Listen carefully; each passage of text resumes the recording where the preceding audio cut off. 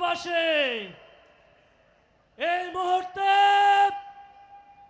আমাদের সেই কাঙ্ক্ষিত মেহমান, যিনি শুধু বাংলাদেশে নয় সারা বিশ্বে বাংলাদেশকে নেতৃত্ব দেওয়ার জন্য এক স্বর্ণ শিখরে পৌঁছে গিয়েছেন, যিনি ছাত্র শিশুদের বন্ধু, তরুণ যুবকদের সহযোদ্ধা, মানবিক বাংলাদেশের স্বপ্নদ্রষ্টা, আগামীর বাংলাদেশ বিনির্মাণের অন্যতম সেনাপতি, বিশ্ব ইসলামী আন্দোলনের অন্যতম নেতা, বাংলাদেশ জামাত ইসলামের সম্মানিত আমির ডাক্তার শফিকুর রহমান বক্তব্য রাখছেন। ডাক্তার শফিকুর রহমান।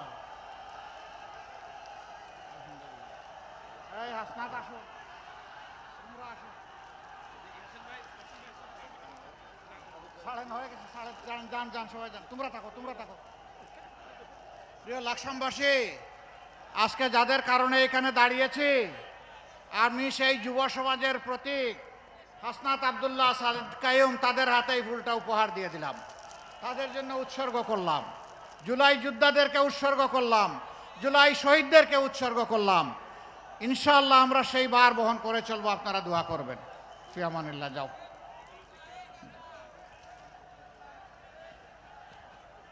আসসালামু আলাইকুম ওয়া রাহমাতুল্লাহ।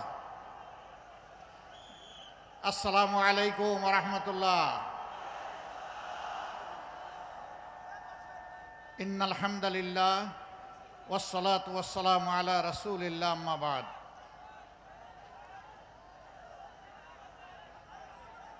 কুমিল্লার দুইটি আসন, লাকসাম এবং মনোহরগঞ্জ, ওইদিকে নাঙ্গলকোট এবং লালমাই, এই দুই আসনের 11 দলীয় নির্বাচনী ঐক্যবদ্ধ বাংলাদেশের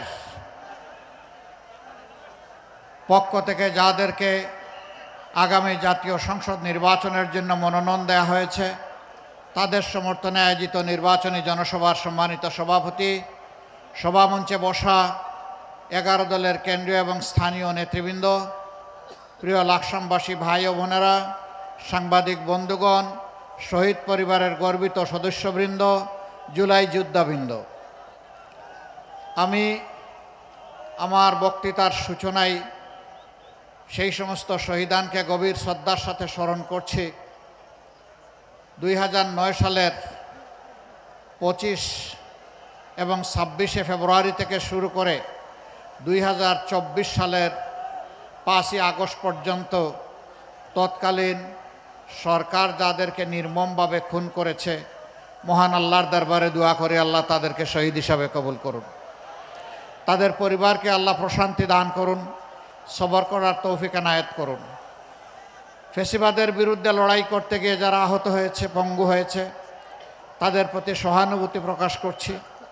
আল্লাহ তাআলার দরবারে দোয়া করে আল্লাহ তাদেরকে সুস্থ করে দিন। দফায় দফায় যারা হামলার শিকার হয়েছেন, তাদের প্রতি সংহতি প্রকাশ করছি। বিশেষভাবে যাদেরকে আপনজনের বুক থেকে তুলে নিয়ে গায়েব করা ফেলা হয়েছে, কেউ বা ফিরে এসেছেন বছরের পর বছর আয়নাগরে থেকে দুঃসহ যাতনা ভোগ করে, আবার কেউ এখনো ফিরে আসেননি। এটা ধরে নেওয়ার আর কোনো কারণ থাকছে না। যারা ফিরে আসেননি তারা এই জগতে আছেন, এই আশাটাও নিভে গেল। 36 জুলাই বা 5 আগস্ট পট পরিবর্তনের পর যারা বেঁচে ছিলেন তারা ফিরে এসেছেন, কিন্তু যারা ফিরে আসেননি তাদের ভাগ্যে কি হয়েছে আল্লাহ তাআলা ভালো জানেন। আমরা যখন গুম হওয়া পরিবারগুলোর কাছে গিয়েছি, তখন তাদের মা বাবা, তাদের স্ত্রী, ভাই বোন, অবুঝ সন্তানেরা আমাদেরকে জিজ্ঞেস করেছে, আমাদের প্রিয়জন কি বেঁচে আছেন, আপনারা কি তার কোনো খবর জানেন? আমরা বলেছি আমাদের কাছে কোনো খবর নেই। শিশুরা অনেক সময় হাত ধরে টেনে একটা দেয়ালের পাশে নিয়ে গেছে, আপন মনে ছবি এঁকেছে, বাবার ছবি দেখিয়ে আঙ্গুল দিয়ে বলতেছে এ আমার বাবা। আমার বাবা কি আর কোনোদিন ফিরে আসবে? এই অবুঝ শিশুর কাছে আমাদের কোনো জবাব ছিল না। এত নিষ্ঠুর, এত নির্মম কিভাবে মানুষ হতে পারে? পট পরিবর্তনের পর সাবেক গণভবনকে এখন জুলাই স্মৃতি জাদুঘর করা হয়েছে। সেখানে একটা ডামি প্রতীকী আয়নাঘর বানানো হয়েছে। আমার দেখার সুযোগ হলো।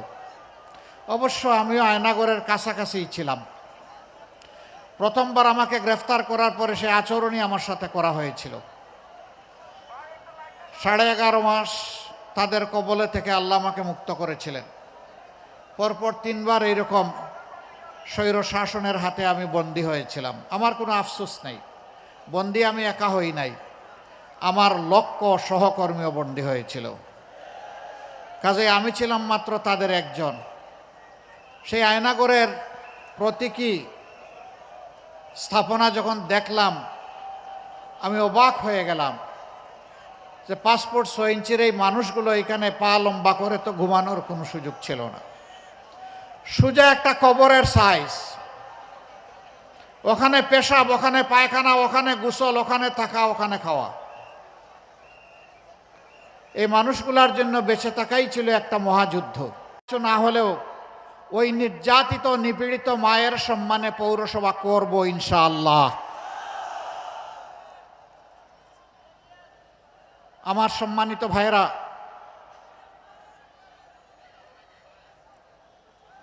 আপনারা কি চান বাংলাদেশ আবার ফেসিবাদের আমলে চলে যাক?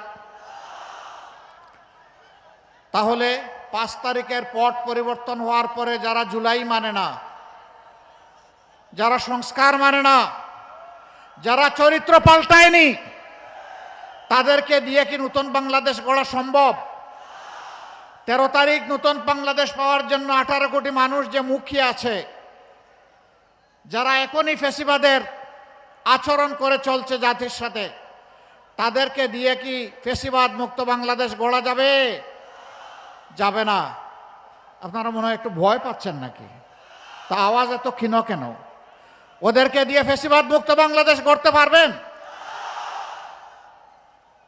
ফেসিবাদ মুক্ত বাংলাদেশ গড়তে হলে ফেসিবাদের বিরুদ্ধে লড়াই করার সাহস যাদের আছে তাদেরকে বেছে নিতে হবে। এ সাহস আল্লাহর মেহেরবানি জামাতে ইসলামীর আছে। দফায় দফায় জামাতে ইসলামীর নেতৃবৃন্দকে মিথ্যা অভিযোগে সাজানো, সাক্ষী পাতানো, আদালত দিয়ে হত্যা করা হয়েছে। জামাত কারো কাছে মাথা নত করে নাই, কারো দয়া অনুকম্পা কামনা করে নাই। হাজার কর্মী সহকর্মীকে হারিয়েছে, মাথা নত করে নাই। কোন চক রাঙ্গানিকে পরোয়া করে নাই, দেশ ছেড়েও পালায় নাই। ছিলাম, আলহামদুলিল্লাহ আছি, ইনশাআল্লাহ থাকব। এ দেশ আমাদের ঠিকানা। আমাদের কোনো মামা খালুর দেশ নাই, বেগম পাড়া নাই। আমাদের পাড়া একটাই, এটি আমার গর্বের বাংলাদেশ। শুধু কি তাই? হাঁচি কাশি হলেও ওই নেতারা দেশ ছেড়ে অন্য দেশে চলে যায় চিকিৎসার জন্য। দেশের প্রতি কোনো আস্থা নাই, অথচ তারাই একসময় কেউ না কেউ বাংলাদেশ শাসন করেছেন। তো সেই জায়গাটা গড়লেন না কেন? হাসি কাশির চিকিৎসার জন্য এখন বিদেশে যেতে হয় কেন? কেন এই দেশের উপরে আস্থা নাই? হ্যাঁ, এই দেশটা হচ্ছে আপনাদের টাকা মানানোর মেশিন। জনগণের টাকা হাতিয়ে নেবেন, লুণ্ঠন করবেন, ব্যাংক ডাকাতি করবেন, শেয়ার বাজার লুণ্ঠন করবেন, তারপরে সমস্ত টাকা বিদেশে পাচার করে দেবেন। নিজের ছেলে মেয়েকে বিদেশের মাটিতে লেখাপড়া করাবেন। এখন তো বিয়ে শাদিও অন্য জাতির সাথে হচ্ছে, আপত্তি নাই। আপত্তি এক জায়গায়, যে বাংলাদেশের কোনো মেয়ে এবং ছেলে আপনাদের পছন্দ হয় না। বড় ভালোবাসেন দেশটাকে, নিজে পড়ে আছেন ইনকাম জেনারেশনের জন্য অবৈধভাবে। আপনি আসল দেশপ্রেমিক। দেশপ্রেমিকের অভিনয় আমরা এই ভণ্ডামি আর দেখতে চাই না। দেশপ্রেমিক হলে সকল কাজে দেশপ্রেমের পরিচয় বাস্তবে দিতে হবে, মুখে নয়। মুখের কথা জনগণ এখন আর বিশ্বাস করে না অনেকের। যারা বাস্তবে প্রমাণ করেছে মরণে জীবনে সুখে এবং দুঃখে দেশ এবং জনগণের পাশে আছে, ইনশাআল্লাহ জনগণ তাদের পাশে এসে দাঁড়াবে। আজকে বাংলাদেশের সর্বত্র ন্যায় এবং ইনসাফের পক্ষে, আধিপত্যবাদ বিরোধী, চাঁদাবাজ বিরোধী, দুর্নীতিবাজ বিরোধী, মামলাবাজ বিরোধী একটা সমাজ বিনির্মাণের জন্য জনগণ আজ একাট্টা হয়েছে। জায়গায় জায়গায় গণজোয়ার শুরু হয়েছে, দেখে অনেকে দিশাহারা। এখন আমার মারেও বেইজ্জত করে, মায়ের গায়েও বেদিশা হয়ে হাত দেয়। আমরা পরিষ্কার বলে দিচ্ছি, আমাদের জীবনের চাইতে আমাদের মায়েদের ইজ্জতের মর্যাদা আমাদের কাছে অনেক বেশি।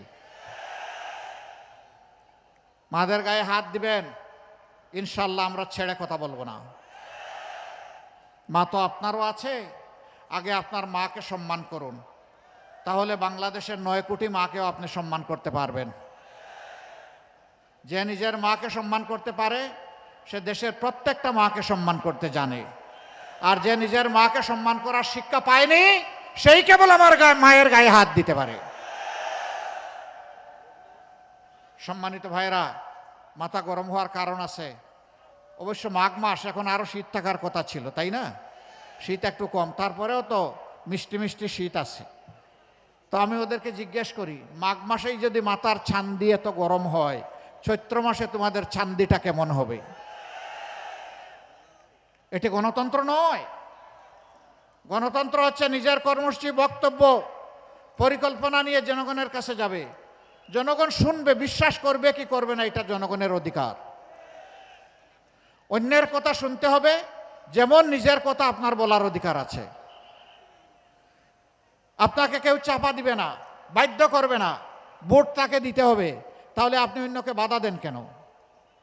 গণতন্ত্রের গালবোরা বুলিয়া উড়াবেন, আবার ফেসিবাদী কায়দার আচরণ করবেন, এই দুইটা একসাথে যায় না। মাশাআল্লাহ, ঘরে ঘরে এখন কার্ড বিতরণ হচ্ছে, নাম তার ফ্যামিলি কার্ড, তাই না? কোনো জায়গায় তার মূল্য 2000, কোনো জায়গায় 7000, কোনো জায়গায় 20,000। আবার কোনো জায়গায় বলা হচ্ছে আমরা 50 লক্ষ দিব, আবার কোনো জায়গায় বলা হচ্ছে আমরা 50 কোটি দেব। আবার এই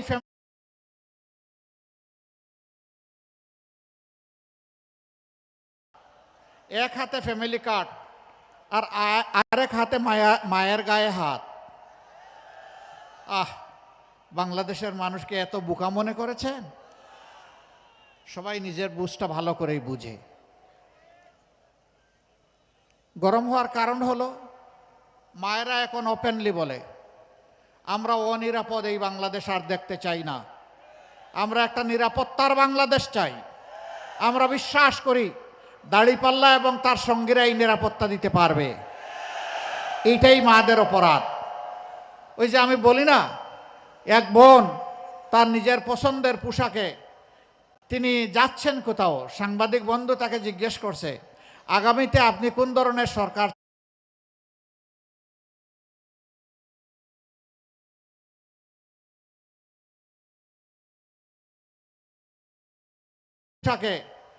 তিনি যাচ্ছেন কোথাও, সাংবাদিক বন্ধু তাকে জিজ্ঞেস করছে আগামীতে আপনি কোন ধরনের সরকার চান, কাকে চান?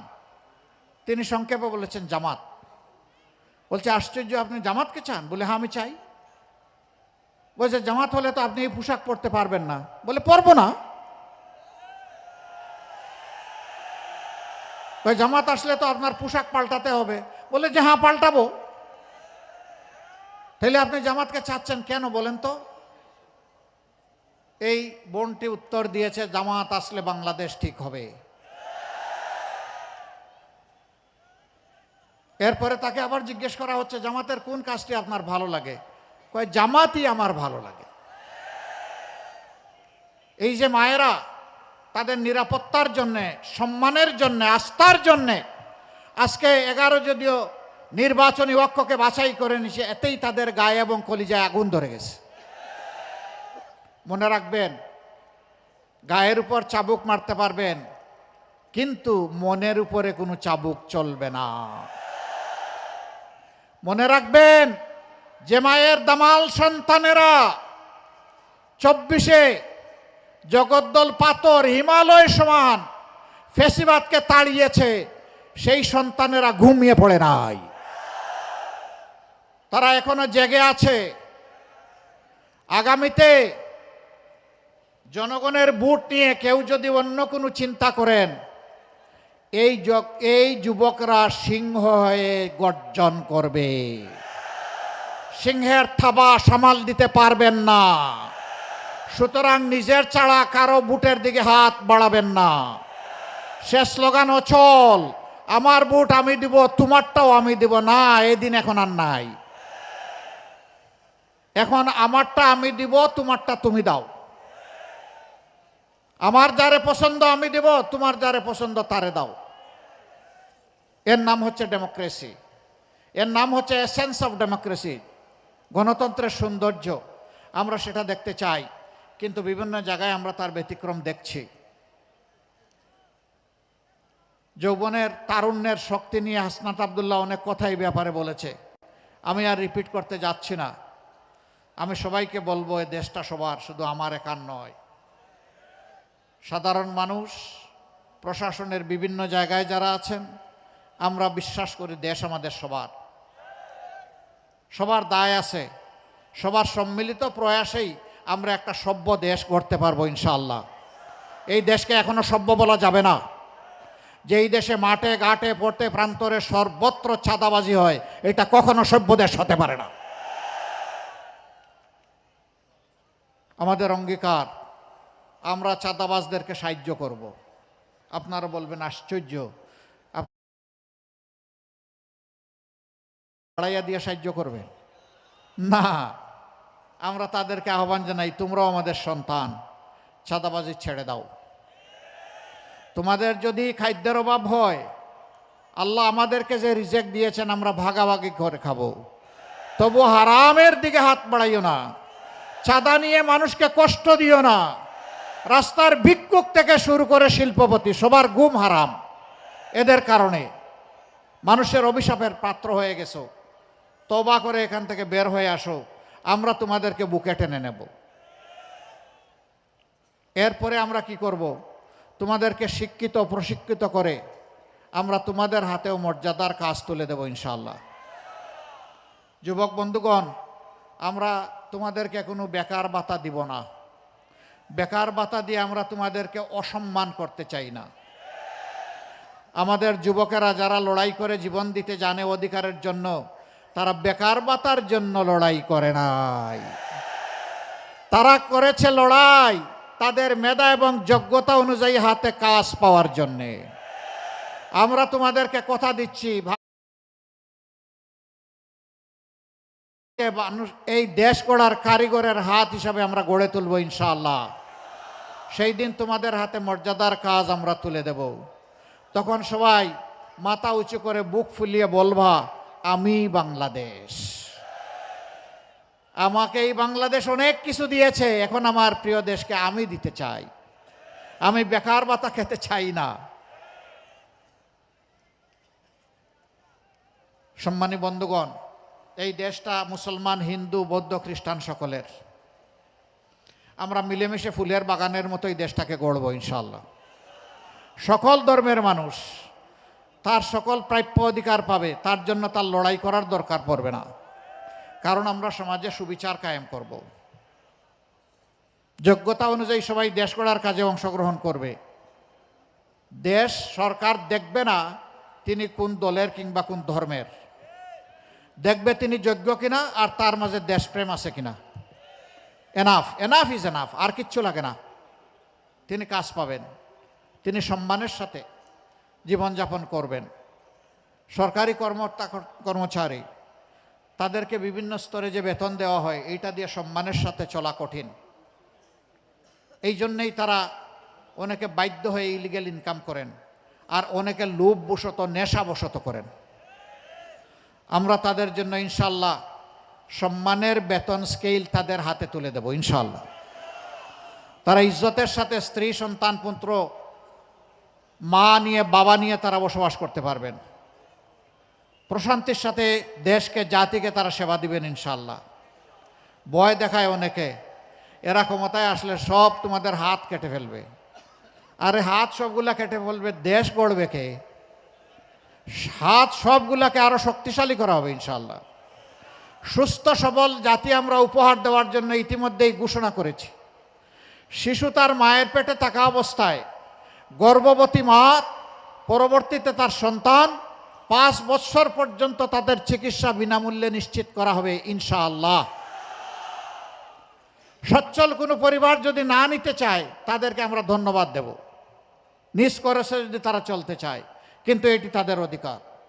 আবার দেশকে জাতিকে দিতে দিতে বয়সের শেষ প্রান্তে গিয়ে অনেকে দুঃখে দুঃখে মরে একটুখানি সুচিকিৎসার অভাবে। আমরা ঘোষণা দিয়েছি রিটায়ারমেন্ট এইজের পরে এই বয়সের যারা থাকবেন তাদের দায়িত্ব দেশ এবং রাষ্ট্র নেবে ইনশাআল্লাহ। তবে সব দায়িত্ব এই ক্ষেত্রেও যারা সচ্ছল তারা না নিলে অভিনন্দন পাবেন, আর যাদের প্রয়োজন আছে তাদের